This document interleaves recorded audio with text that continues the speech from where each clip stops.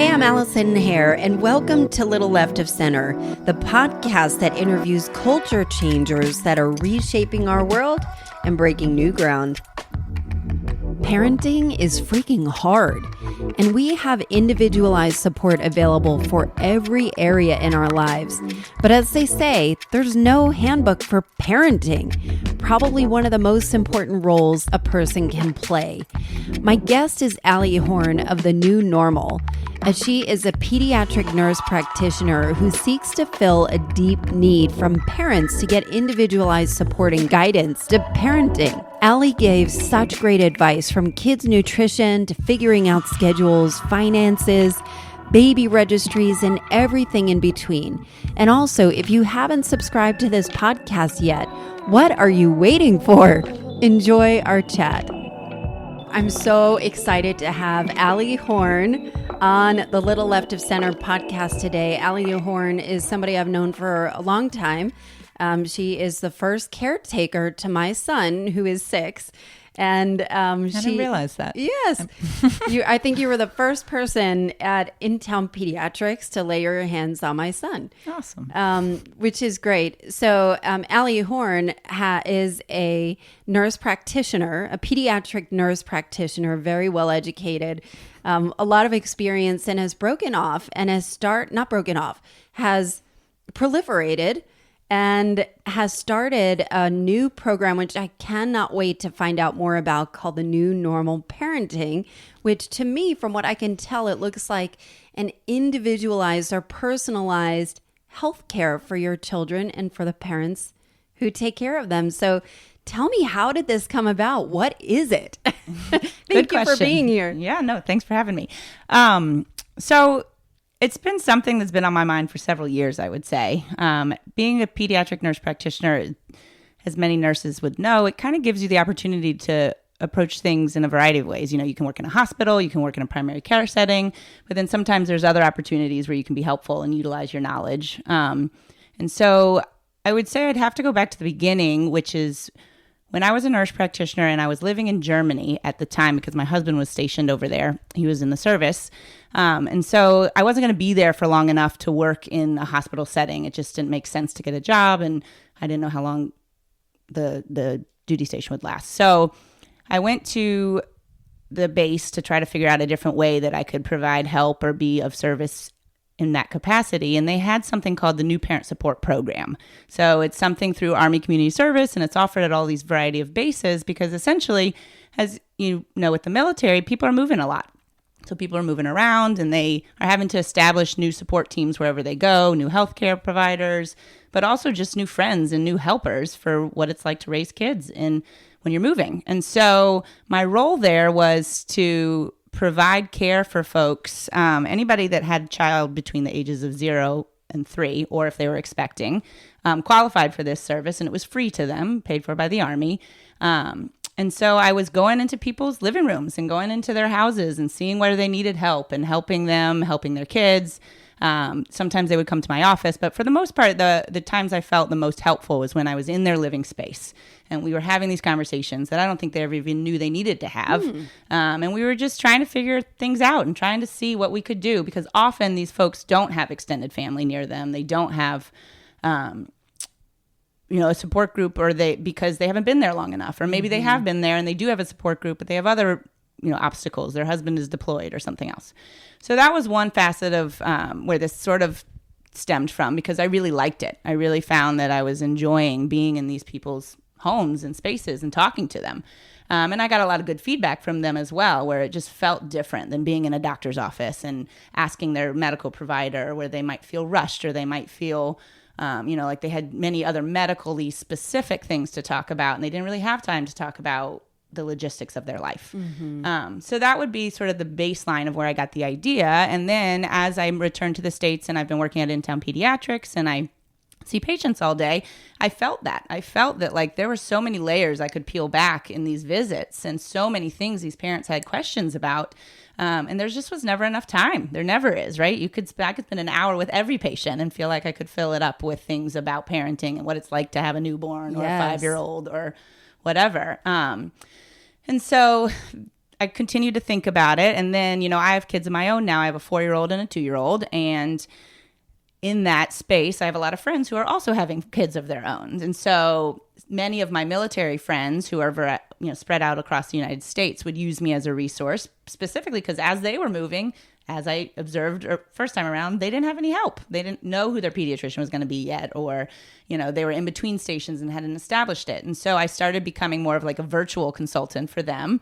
And then here in Atlanta, a lot of my friends are patients at InTown, but many are not. And it sort of developed into the same thing. I had tons of questions that they were asking me that, many could be asked to your pediatrician specifically, but not all of them felt, big enough for them to need to call their doctor. Yes. They didn't feel big enough to, or maybe they were more of like a general opinion as opposed to like, I need, the answer to this. And I also feel like I always forget what I mean to ask in the 15 minutes or whatever that I've got in the doctor's office of, oh my God. So I walk out and I'm like, well, I'll just Google it or something, Exactly. And so my friends really helped me realize the need for this because I enjoyed it. So like my friends would always be like, I'm so sorry that I keep asking you. I'm probably like your most annoying friend or whatever. But I really like it because that's what I feel as a parent and as a mom that like you need that. You need somebody or something that you can go to that's not as broad as Google, that's not as opinionated as family members, that's not as just complicated, or overwhelming, if you will. And so the new normal goal is to be sort of that middleman or that resource for somebody who is going into parenthood with questions and wanting somebody that they can email or talk to. This is not meant to be any form of replacement of like your medical advice and opinions and appropriate appointments with your provider. Like that, I can't speak volumes enough about how important that is. This is a different avenue. This is more of the support underneath that. I can answer basic medical things and I can provide you with advice and direction, but the real source of what the new normal is about is helping you navigate parenthood when you might not know what questions to ask. And I remember your husband, Brandon, I remember seeing him somewhere in the neighborhood and I was telling him like, every once in a while I'm thinking of, texting your wife because my daughter had a rash or something. And he's like, you should. She loves it. I'm like, I can't do that. And then I was like texting you about potty training and all kinds of stuff.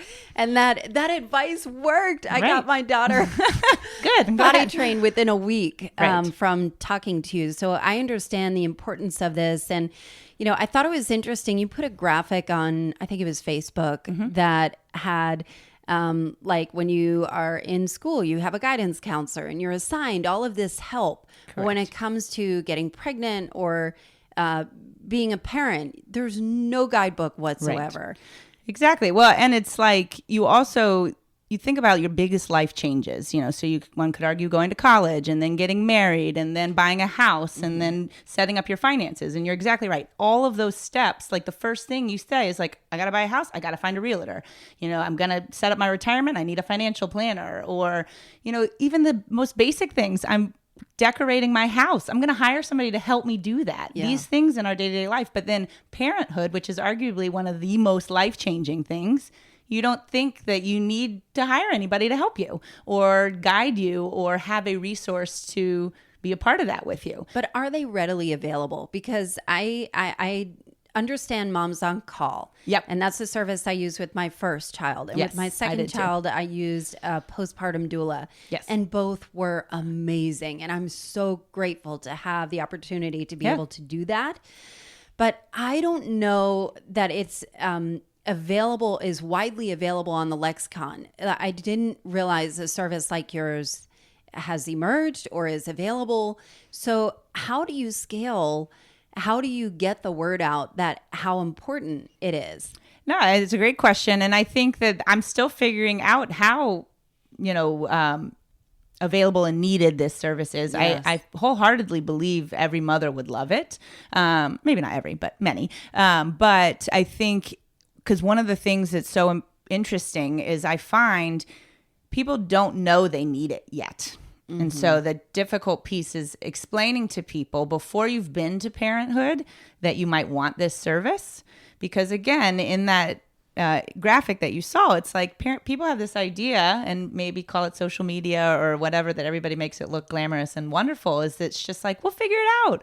We're going to be parents. This is so awesome. We are smart people. We got this. Like, we have resources and we're going to do it, and we'll figure it out along the way. And then we'll ask our friends and our parents and we're good, which is true for many people. And it usually is fine sometimes, but you have to prepare for these things. Preparing for these things can eliminate so many things that I see on a daily basis. And I think there's so many conversations that just simply are not had. And so in terms of scaling this to get it out the word, so far it's been via word of mouth. A lot of this has been a friend of a friend. And, I've had friends who have sent their friends. Have friends in Washington that I am consulting via the phone because I have a friend who lives out there, and she needed my help and it worked for her, and then she had a friend, and so forth. And then I have a large community in Atlanta just because I've lived here my whole life, and so far that's where it's been. But through avenues like this, and just continuing to help people understand that this is available. And you are right, there are a lot of different things out there. Moms on Call is a great resource. There's, even in my short time of doing this, I've opened my eyes to many other things that are out there. They tend to be more specific to sleep training or to scheduling or something once the baby is here. But one of the things I really want to tap into with folks is having these conversations before the baby even arrives. So coming into your space to sit down and let's just talk about this. What are the expectations here? And partner involvement is huge. And, that doesn't just have to be husband. It can be same-sex couples. It can be adoptive babies. It can be anything, because parenting is a partnered thing. Even if you're a single parent, who are your partners in this life? Who is your support team? And that's kind of how I've approached it, which is that it doesn't have to be traditional, but you're going to need somebody to support you. And so let's talk with everybody and get people involved and see how we can create a plan that works in your space. Because, if you have a traveling partner that's never going to be there at bedtime every night, that's your reality. So we can make it work for your reality. If you are the one that's working from home and you're expected to, it's fine, she's working from home, she can take care of the infant at the same time. Like, we need to talk about that and talk about what that looks like. And so that's really the part that I feel like doesn't get talked about enough, is how much you really should be talking about things before the baby even gets here. Well, something you mentioned that really stuck out to me, because it sounds like it sounds like a life coach almost, in the parenting space, because you talked about financial and logistics. Right. And those are two things. Like, I remember when we had our son, it took us probably no less than an hour just to get out the door. Right. Just to figure out, how to get the baby in the diaper bag. You'd think it'd be easy, just grab the child and go. Yes. But it was a mess. It's humbling, isn't it? It is. Or just getting out the door, or, as the kids get older, and then the financial part. Right. That is huge. Right. Saving for college, or being able to pay for, whatever it is, just the expenditures that come along with just having a baby. Or even, do you have access to resources that could be more affordable? Right.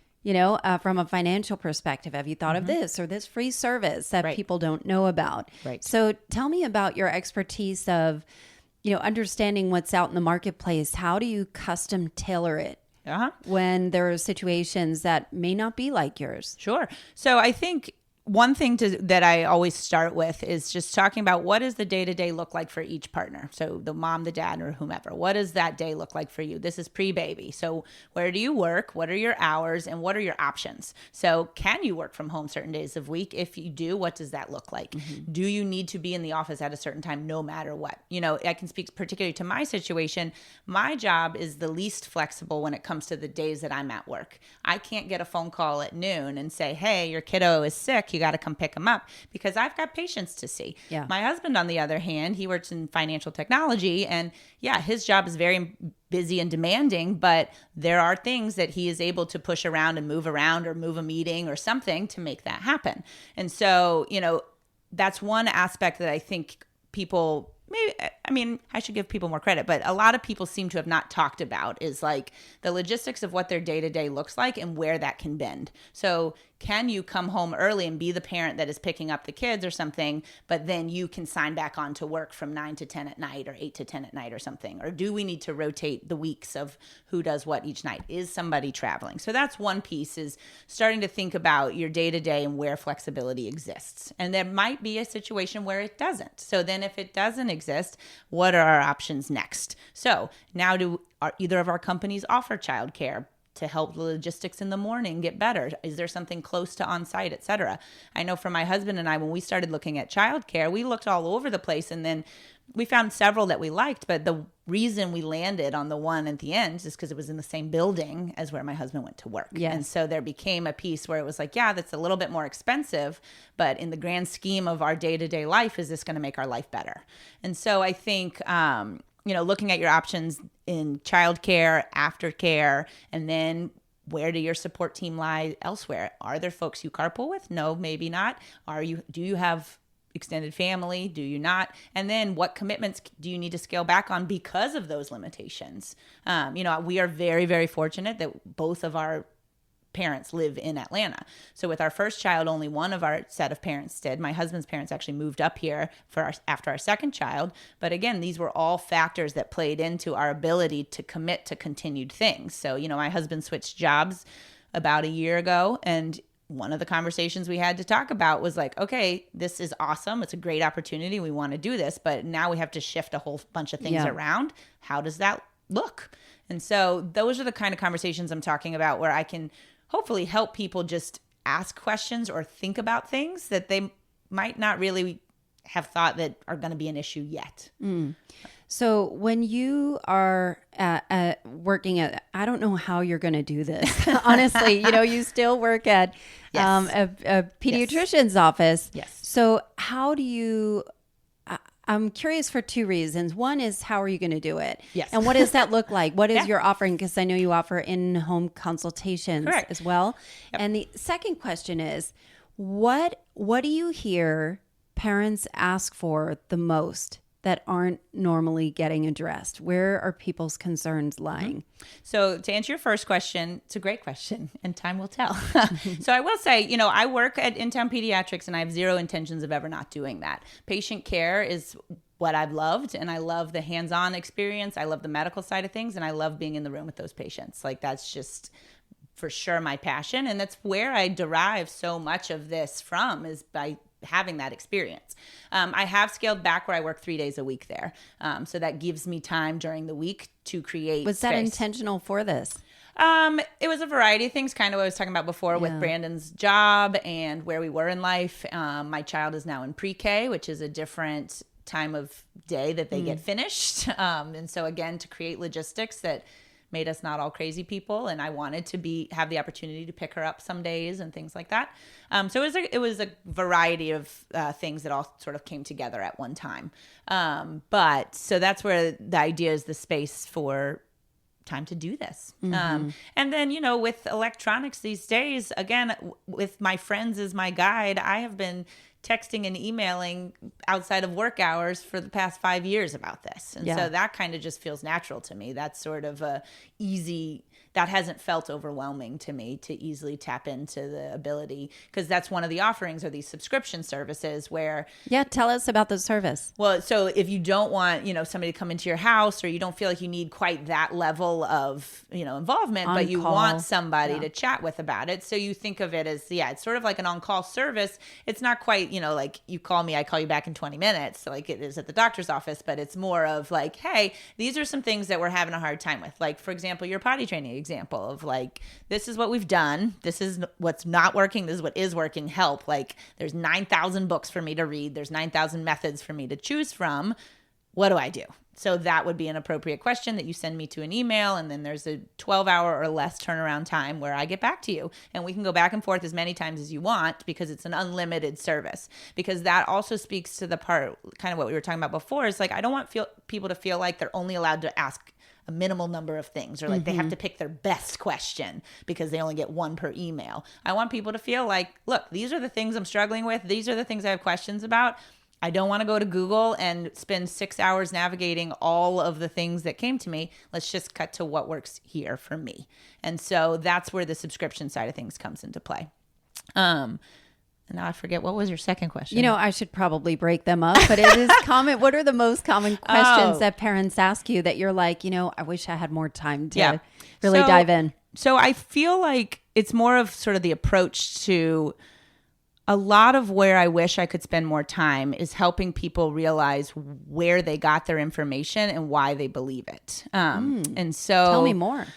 I think about the first couple visits where people come, and they're often sometimes, not often, but many times stressful because they've got this brand new baby. And if there are any issues, or even if there aren't any issues, all of a sudden you're home and you've got this newborn and life is very different. And I usually find it right around the 1 month visit, because at the 1 week and the 2 week visit, usually you're still sort of delirious and in this zone where you're just making it. You have support there. You have people bringing you dinners and meals, and everything is just sort of a blur. And then all of a sudden the baby wakes up, because, you know, the baby sleeps all the time in the beginning and you're just getting used to it. And then the baby wakes up, your support team leaves, you don't have meals coming every day all of a sudden. And now it's like, whoa, here's real life. Usually the partner or the husband is back to work, and now you're home, you're on maternity leave, and you're here. So what I find is that they've gotten these information pieces like, oh, I can't use a bottle yet. It hasn't been 6 weeks, or it hasn't been 8 weeks. I definitely can't use formula. Like, that would mean I'm a failure as a breastfeeding mother. I definitely can't introduce a pacifier. That'll totally mess up their latch. Like, there's just all of these criteria and rules, and I can't, that parents have gotten from somewhere. And no, they absolutely have to be next to me in this bedroom, no matter what. That's what the AAP says. And like, there's so many pieces to why they're making these parenting choices.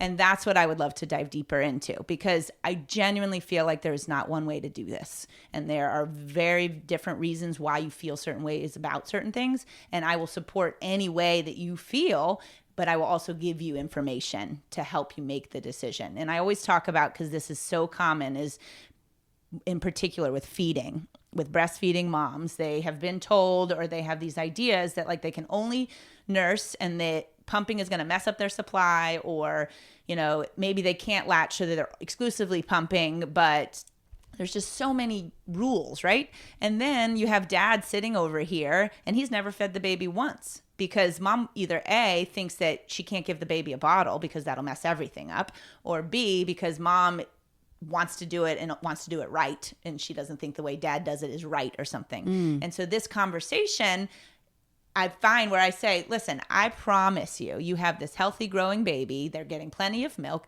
Give that dad an opportunity to put some breast milk, pump, whatever you want to do, put it in the bottle, and let 1 feeding a day, 2 feedings a day, whatever it is for your schedule, your life, be theirs, and let them own that. And then here's the other trick. You have to step away. You have to give them the ability and the trust to be a partner in this. If you want a partner in this, you have to trust your partner. And so then all of the sudden, this like wave of like, oh my gosh, I actually do have help, and my kid can feed from a bottle, and I didn't mess everything up, and I'm still nursing beautifully, and he's still getting breast milk. Or the opposite, breast milk didn't work out for a variety of different reasons, and you're giving formula, and it is not the end of the world, and this baby is healthy and fed and happy, and now all of a sudden the mom is healthy and happy, and it's just like this great, like, enlightening moment where they're like, oh, okay. And so it's like that fear-based parenting that I would love. There's so much information out there. Like even vaccination is probably really, really tough. That's a tricky one, yeah. Decision for a lot of parents, depending on the information that they get. And so I'm curious, there are probably a lot of parents that are convinced or in denial of, you know, does my child have ADHD? Does my child show signs of autism? Or, you know, like, how do you approach bad news? And how do you prepare a family for bad news? Well, I mean, I think I try to come at it from a place of empathy, which is just that, like, this is where we are, and this is how, these are the resources and the things that we need to talk about. And you're exactly right that, like, there are definitely parents that are indignant, and you are not going to change their mind. And so, you know, vaccination is a great example. And so we've talked a lot about, you know, we do this in our practice at the office too, but just in general about like meeting people where they are And it's really not helpful for anybody to come into a conversation with all the right answers. And it's really not helpful for anybody to say, this is how this should be done. And, that's why I really believe that you have to, that's why I think the home visit stuff makes so much sense, or there's so much that comes out of that, is because when you sit down with somebody in their reality, you can meet them at a place that makes sense to them. And then also it provides this level of trust of like, we're in this together. We can talk about this together. Maybe this is not my recommendation. You might have very strong opinions that like, no matter what, I'm not giving my child a pacifier or something like that. Then we'll get past that. Let's talk about, okay, so that's off the table. What's our next step? What's our next option? Because I don't want people to ever feel like their parenting choices are wrong. It's just, what parenting choices can we make that are going to make your life better for you, for your kid, for your partner, for your everyday life. How much do you think your role will be playing therapist? I'm serious, like even as you were kind of walking through a scenario of dad feeding, there can be a lot of resentment in the very beginning from both sides, but very often from moms that are like, I have to feed the baby round the clock and get no respite. Right. And dad gets to hang out and have a beer and like, let me know if you need anything. Like, how do you broker a relationship that, My goal is to ask the question, I think. That's kind of the approach. And you're right. It's very much like a therapist, scenario. But I don't want to be there just to sort of give yep, this is how you need to do it. I want to be there to say, okay, this is what I see. Tell me your thoughts about why is it so important for you to feed? And then also ask the dad, do you want to feed?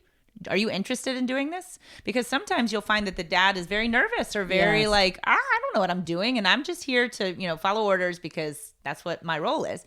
But then you have some of the dads who are like, absolutely, let me do this. And so, I don't want to get into people's personal dynamics and like think that, my opinion about their relationship is a part of that.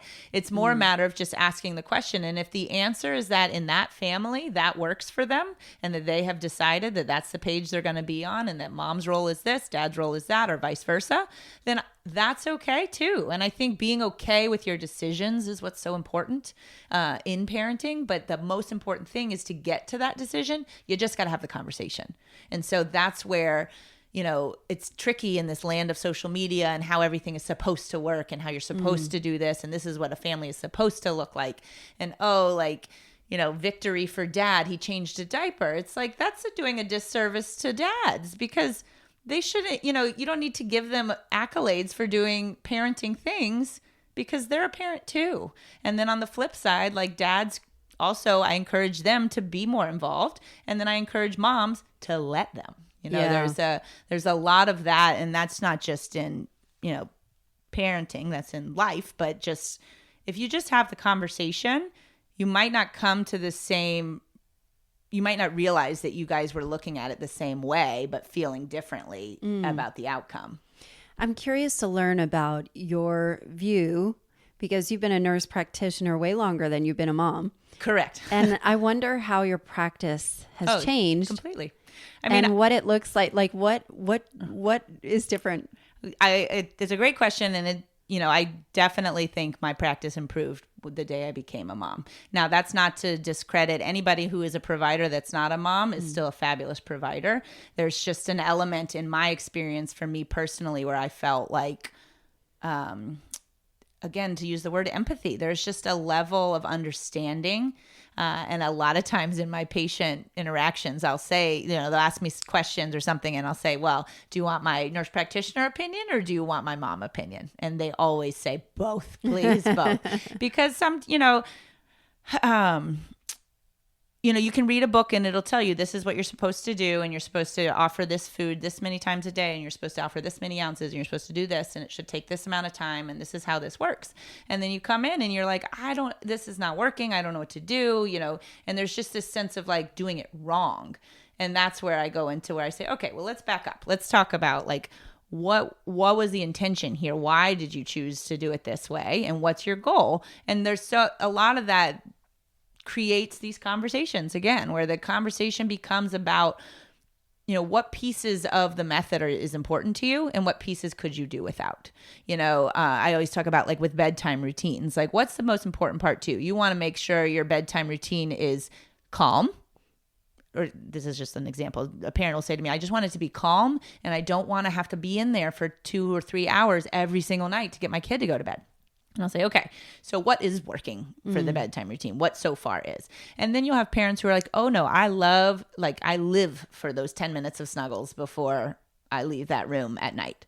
And so that's 2 different approaches where one mom is very comfortable with, she wants the strong and firm, like, I will give you a kiss goodnight, I love you, and I'll see you in the morning, and she's out the door. And that feels good to them. And then you have the mom that wants to hang out in there for 30 minutes. And there's nothing wrong with either if what they're getting out at the end of the day is what they wanted in the first place.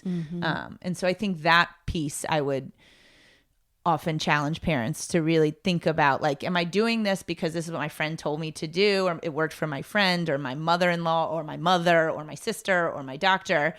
And, I'm setting myself up for like, I either do it this way and I'm failed if I didn't, or am I doing this because this makes sense to me and my life and my logistics and so forth? That sounds like a beautiful approach, like a compassionate, empathetic approach, and meet them where they are. Yeah. And I am wondering, what do you know that you wish other people could know? There's a lot of misinformation out there. I wish people could know that there is no one right way to do this. People jokingly, friends will be like, oh my God, you need to write a book. You need to write a book. And immediately my response, but see, that means I have to take a stand on this is how you do it. Yeah. And I think what's so important is to feel like this is a way that has worked well for many. How can I adapt that to work well in my specific life? I always talk about routines and routines and routines. And so what I can tell you is science will tell you babies thrive on routines. But what I can also tell you is there's a million different ways that routine can look. And so you got to put both together. And again, I feel like there's so much, what I wish people would know is that to try to make decisions out of confidence and not out of fear. I think there's a lot of fear-based decision-making when it comes to, well, I have to do this because if I don't, what about this? And what if this? And what if this? And there's just anxiety and fear. And, again, I go back to the pacifier thing with like these little bitty babies that are in my office and they're losing their mind and their parents are like, oh, they're hungry, but they just ate an hour ago and I don't know what to do. They're always hungry. And I'm like, well, let's try a pacifier or whatever. And they're like, no, we can't do that because of X, Y, or Z reasons. And then, we get through the thick of it and we talk about it and sometimes I'll tell them, all right, well, let's not do a pacifier. How about your pinky finger? Like, let's put our pinky finger in their mouth. Let's soothe them. Let's calm them. And then the baby relaxes. And you can just see this like wave of like relief. Oh, yeah. I don't have this anxiety build up because now I have a tool to calm my child that I was originally afraid to do because I had all this other information that was convincing me maybe it wasn't the best thing. And so again, it feels like there's a lot of decisions made out of fear. And what I want people to go into parenthood with is the confidence that like, I've talked about this, I've thought about this, I've prepped for this. And yeah, I'm not going to know the answer. And one of the things about the new normal that I say on the website is that I also want people to realize your new normal is not going to be normal for long because then the next thing is coming. And so I think for parenting in my life, that's what I have really had to learn and hope people also learn is that you're going to get in a groove and then something's going to change. Somebody's going to turn a different age or something is going to change in your work life or in your home life. And now you got to create a new normal. But every time you do that, you can have support to navigate that with you. When my son was born and he went into the NICU, obviously, surprisingly, and was in there for 9 days. And I remember we were around Christmas and we had to spend Christmas at home without him. Right. And it was really hard. And I remember my cousin called me, and this is like brand new mom. And she said, well, you have learned the first lesson. And that is nothing ever goes as planned. Welcome to parenthood. Right. And I thought about that. I think that's a really important distinction. Right. Can I get some free advice while I have you here? Yeah. Let's see how this works. Yes. So my husband has bathing our kids. So Yes. I have a 4-year-old girl Yes. and a 6-year-old boy, and we bathe them every night together. And usually my husband bathes them, and he's like, we got to stop doing it together. Things are getting weird with Yes. the private parts. Yeah. You know, is Yeah. it time to split them up? So, I mean, what we would say from a medical perspective, it's totally normal. Yeah. I think what it comes down to is your comfort as a parent of talking to your kids in a very matter-of-fact way. Yeah. And explaining to them sort of what is considered okay and what's not considered okay. And so if a lot of times kids recognize when we as parents start getting weirded out and when we start getting nervous or we start becoming sort of like, oh, what is going on? And they fuel by that because they think it's funny or they think it's, you know, something I'm doing is getting under mom's skin or dad's skin. And so that encourages them to continue that behavior. And so a lot of times, you know, I think it's very important. We should be talking to our kids about this all the time anyway, which is just using the correct words for what our private area is. We should be saying, this is your penis, this is your vagina. You are a boy, you have a penis. She is a girl, she is a vagina. These are both part of our private bodies. This part of our body we don't touch, or we don't let other people touch without our permission, you know, and that's it. That is what it is. And if they, you know, Well, sometimes they give each other permission. and if so, then you have to then have the conversation, which is like, you are brother and sister. You need to keep your hands to yourself when it comes to your private areas. If you would like to touch yourself, that is your business, and it can be done in the privacy of your bathroom or your bedroom. But those are private spaces that need to be kept private from your brother and your sister, or whatever your words you want to use about, you know, who can touch you and who cannot touch you in your family. But I think what's important is that you and dad have the lines ready. Yes. Because they're coming and they are going to, and then when you sort of just make it a non-issue, you'll be surprised how quickly it becomes a non-issue for them. Yeah. Because now all of a sudden it's no fun to talk about this or play this game or do anything because it's not getting a rise out of mom or dad and they're not getting weirded out by it. So now we've lost the thrill. I'll make sure my husband listens to this. Now, I mean, I think fine.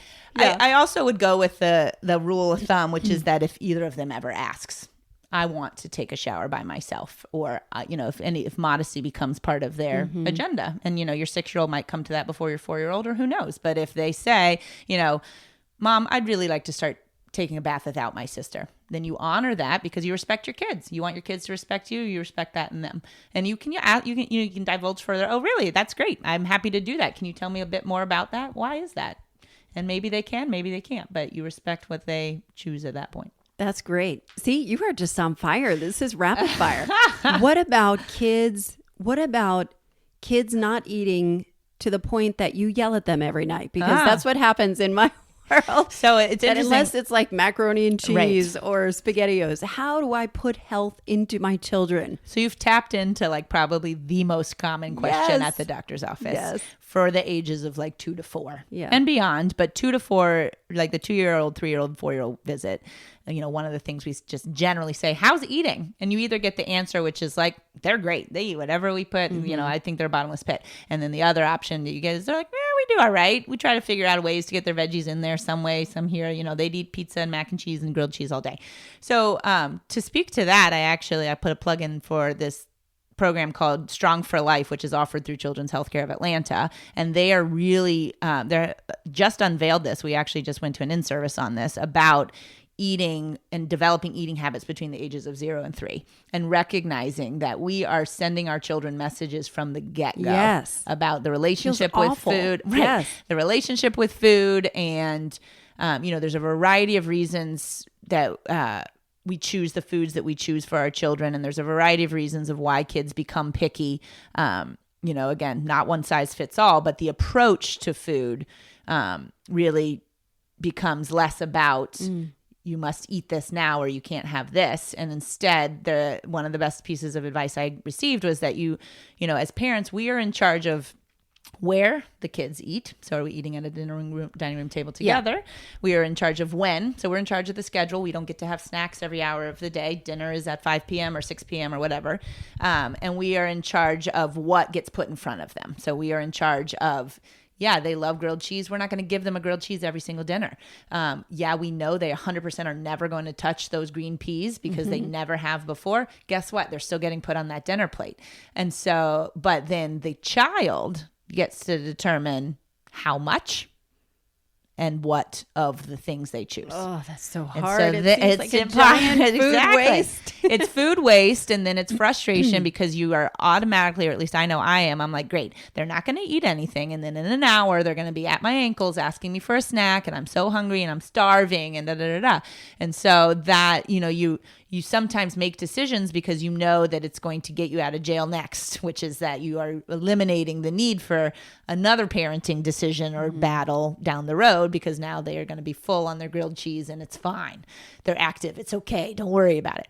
But what you're creating for them is the scenario, which is all I have to do is pitch a fit, or all I have to do is refuse this, and I get the foods that I know I particularly like. And that's the rabbit hole that you're going down of eating. How do I break the cycle? My kids are over 1 to 3. Right. Well, and so I think you have the good news I've about already that. rounded the corner of failure. No. The good news about that is that now I would argue you can actually talk to them about it. So now you involve them in the process, and you can explain it to them, which is like, look, mommy and daddy's job is to make sure that you grow up healthy and strong. In order to do that, we need to eat from a variety of different food sources. Let's talk, and you take them. One of the biggest lessons I learned in my house with cooking is if I take my child with me to pick out the things that we are going to cook, it is like I'm picking out candy, because all of the sudden they are a part of this, and they want to try it and eat it because they saw the whole process. So like, a vegetable or something, or even a fruit or any new thing you're going to try, and explaining to them and watching the process and seeing that, this vegetable that mom chopped up is now on my plate, and I get to dip it in something or whatever that I was a part of, you get a lot more success that way. But again, I go back to, you might do all of that, and then your kid's like, nah, I'm not eating that. Like, I saw it and I cooked with you and I did all the things you were supposed to do, and I'm still not eating it. Yeah. So that's when you go back to, you just say to them, okay, well, this is what's for dinner tonight. We'll talk, maybe there will be a grilled cheese a different night this week, but this is what for dinner. And you inevitably are going to get the absolute puddle to the floor meltdown. I'm so hungry, blah, blah, blah. And that's okay. And I think as a parent, you also, again, this comes from that fear versus confidence. You have to be confident in your decision that you're making the best choice for your child by providing them food. You are not starving them. You are not depriving them. You have put food in front of them that is good for them. You didn't just pick like Brussels sprouts and beets. You have a variety, and you switch it up. You don't feed them the same thing every night. They are so fortunate for that, right? And then if they choose not to eat it, that's a choice that they have to make, and empowering them. So having the conversation with Danny and Juliana about like, hey, that's okay. If you get to make this decision, you're not going to eat that. That's your choice. And then they don't eat it. And then an hour later, when they're hungry, you can say to them, your dinner that you chose not to eat, how does this feel now? Do you remember that you had this option, and what does it feel like now? And, sometimes that insightfulness for them will click. Sometimes it will not. Many times it will not, until the third time or the fourth or the whatever. But coming from the confident place reassures them that you know what you're doing, and that psychologically is what they need. That's the boundary they're looking for. Good. Allie, that's it. I'm signing up right now. So tell me about, there's some other things that I saw, your a la carte services. Yes. Where you have baby registry services. Yeah. Where were you 6 years ago and 5 years ago when I was pregnant with mine? So that also stemmed from experience, which is that, I had no idea what I was doing or getting myself into when I opened the Pandora's box of baby registry, or even Googling such a thing. And I learned a lot about what I felt like I needed, or what I was told I needed, or what, what I thought was there, and then what I actually ended up needing, or over time, meeting with different friends and, different folks telling me things that worked wonders for them, and then other friends telling me things that did not. One of the best examples I gave, somebody asked me the same question. They were like, well, how are you going to, what do you mean? How will you know any differently? And I say, things like, you get 1 billion newborn clothes. Well, newborn clothes are for weight 5 to 8 pounds. Well, there's a lot of babies that are 8 pounds by 1 week. Yeah. They came out 9 pounds. Yeah. Right. And so there's a whole slew of things that people are like, oh, and they're like, well, why would they make them newborn if they don't fit all newborns? Right. And then another one is like, you register for a high chair. Everybody wants a high chair on their registry. And it's like, okay, let's talk about this. You're registering for something when you're pregnant. So you don't usually even have the baby yet. And now you're registering for something that's fairly large, that's going to sit in your kitchen or your house or somewhere, when a child is not even sitting in that for 4 to 6 months. And so you're focusing on items that don't make sense for your life yet. And then the other thing I find happens is sometimes you realize you just get one of those little clip-on things to your dining room table because that's what works in your space. And you never use the dang high chair anyway. So you've registered for this $100, $200 item that you thought you had to have because somebody told you did, or you assumed, that's an essential baby item. And so I think that's the registry piece also can tie into like the home visit and the talking about life logistics and stuff. Is dinner time going to always be a one-man show where the other parent is at work? Then yeah, you're going to need a high chair because you got to strap this kid in. But, is dinner time collaborative? Can you use a bumbo seat with a little tray, or who knows? So, just asking the questions to narrow down or tailor a registry to you. And so the other piece for the a la carte stuff is because I recognize, signing up for subscriptions can sometimes feel like too much of a commitment for people. Or sometimes people don't really know they need the service yet. Or maybe they really do only have 1 or 2 questions that they just want to get answered and they want to see how it goes first, see if they like my advice or see if they feel like it's a good fit. So that's where the a la carte comes in, is I wanted people to feel like this was an approachable service where you don't have to be all in immediately. I would love for you to be, and I think that you would enjoy it if you were, but if you did feel like I just need 1 phone call or I just need 1 email, then you could have it that way. I think that's awesome. I think the subscription options are really thoughtfully put together too, especially for like new moms or in-home consultation and then the a la carte service. So how can people find you? So, the easiest way that like explains everything, or at least I'm trying to do a good job of explaining it, is the website, which is newnormalparenting.com. Correct. Just newnormalparenting.com. Yeah, because the new normal was taken. So newnormalparenting.com is the website. This would have been Left of Center podcast, but it was taken. Yes. Like it was last updated in like 2017. So I'm a little left. I know it's wild. Yeah. And so on that same vein, my Instagram is complicated because the varieties of new normal that were taken. And so that one you can find at the bottom of my website. You can click to it, but also you could go on Instagram and it's _the _new_normal_